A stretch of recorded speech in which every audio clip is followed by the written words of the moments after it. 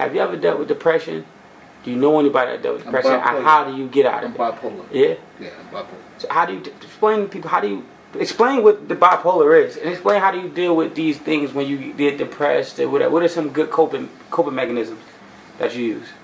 First of all, as black people and as a black man, there's a stigma that no, I'm not going to see a therapist, or I don't need a therapist, or this and that.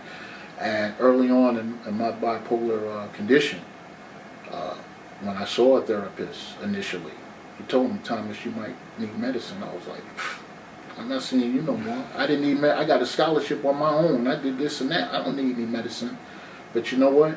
That man was so right, because bipolar condition, you experience manias. Manias, you might see things that are not there, highs and lows, mood swings. And I was having all of these things. I had a couple of concussions in college and high school. Some say it could have been related to that. I really don't know why it was, but I know I had been diagnosed as being bipolar, and I was finding the depression was so bad that I couldn't get off the couch for like 5 days other than to go to the bathroom. And I knew, I don't know if it was just subconscious or the athlete in me or whatever, but I knew I needed help. And that's when I knew I needed to see somebody. And since that time, it's helped me. The medication has made me feel better. And I tried to tell a lot of my brothers that are, because I know quite a few brothers that are bipolar or experiencing some type of a mental condition, and they're reluctant to seek help.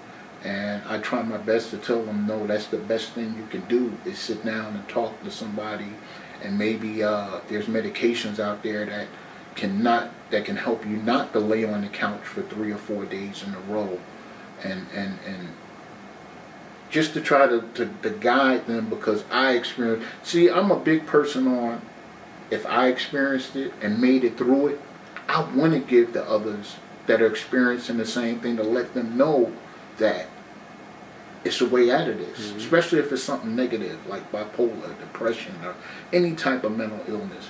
So I do my best to try to, young men I meet or guys my age or whatever, when they just start talking, hey, maybe you need to see somebody, man. Sometimes they'll look at, it's okay. You got to make it a normal. Like, it's cool. It's all right, man. It's okay. Exactly. So that's my outlook on that area with mental illness or mental health. Yeah. But I do try to let other brothers know that it's best, if you can, to please talk to somebody. That doesn't mean you're gonna need medication, but just talking. Just let it out. It's always good to vent. You know what I mean? Just somebody unbiased ear. Yeah, it's like the old steam trains. If it builds up in you, when that steam pipe comes out, everything is gonna come out, and you don't know where you're gonna end up on the other side. Yeah, I've been there, man. You know, I did, but I practice yoga and meditation, so that helped me a lot to meditate. And people think yoga is just the moving aspect of it, the asanas, the poses.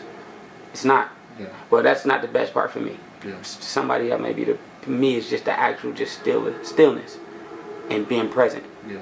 It's just, hey, look, man, you can't control. It's like watching a racetrack, right? Okay. Your thoughts. It's like watching cars go around a racetrack. Okay. They're going 1,000,000 miles an hour. That's your thoughts. Yeah. Don't try to get into the race. Right. Just sit back and watch it. The thoughts are gonna go. Just let them go. Don't try to get into it and keep up, because you're never going to be able to keep up with all of you have 50,000 thoughts. You'll lose your mind. And I'm hoping, I don't want to get off, I'm sorry if I'm getting off track, but I know you talked about that earlier. I was going to visit some people in New York, but maybe somewhere down the line, but we can go over that together and you could assist me with that. No problem, man. I would love to do that, man. Okay. Yeah, man. Speaking that depression thing is like, it gets really, really bad. Like, it get dark. So what's the darkest it may have gotten for you? The darkest it got for me, I made an attempt on my life and almost succeeded. I had a mania. I hadn't been drinking, no drugs, nothing. I sent the kids, I was at my brother's house, I sent the kids off to school, and I was making some tea. And I dropped some sugar on the floor. The whole floor turned white. It was like sugar was up to my ankles. And all I'm thinking in my mind, my sister-in-law was going to kill me. Look what I did to her floor. I'm no good. I'm not nothing. I can't even make a thing of tea. I said, I don't need to be here. So I got in my car, and I was living in California, and I said, the next curve, I ain't turning. And I didn't. But what happened was I was in the middle lane, and I didn't see a tractor trailer on the outside in the slow lane. And when I went to go off the curb, the tractor trailer hit me and cut me off and stopped me from going over the curb. Wow. And that's the darkest that I've ever been. After that, I woke up. I was in a behavioral facility, and I got treated. And some of the tools they gave me, the coping skills, it helped me. But for anybody that's in that dark place, see somebody, because it could happen just like that. Like I said, I had no drugs in me, no alcohol.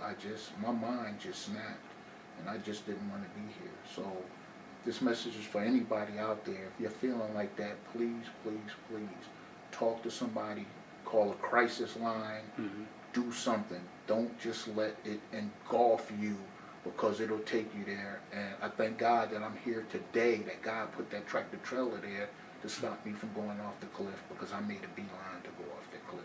And when they saw my car, my brother said he don't know how I survived. The car was mangled, so it was nothing but the Lord. It's blessing, man. Yeah, like you needed to be here to help people now. Yeah. And that's probably what it was. You know, sometimes you need to experience certain things. You may be somebody's angel now, you know what I mean? If an angel came and saved you, you may be somebody else's. You know what I mean? You may be 20, 30 people angel. You never know. Let me tell you a little sidebar to that story. While I was in Escondido, California, I was working as a welfare service manager. And I had helped this young lady. Back then, Bill Clinton had the program Welfare to Work, where you'd be on welfare for so long, and you had to get a job. Well, I was one of the people responsible for helping people get a job. So the young lady that was my paramedic, she was the one that had got the job. And wow. I remember when I woke up, she was saying to me, Thomas, I ain't going to let nothing happen to you. We're going to get you some help. That's awesome, man. It's a small world. But you see how it happened? You helped this lady for her to return the favor. Yeah. That's nothing else but blessings, you know what I mean? There's no way to explain that. Yeah. You know what I mean, that's crazy. She was the one that revived me. Wow, man. That's crazy, man. Yeah. We could steer off to something else now. Okay. So, after all that, what makes you happiest now? What makes